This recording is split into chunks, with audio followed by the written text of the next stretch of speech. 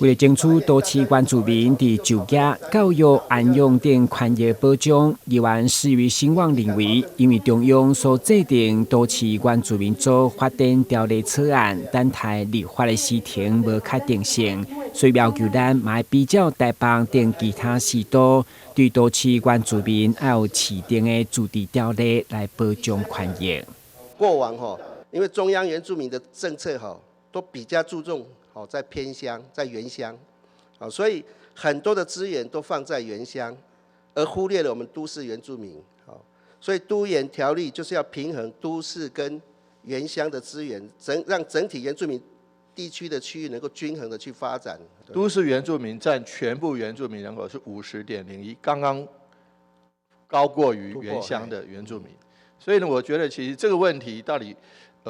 我觉得是有必要重视都市原住民的他们的权益了。但是就是说以这个都市化的情形往都市集中的情形，还不是特别严重。但是我觉得我同意您刚刚提的，就是还是要对于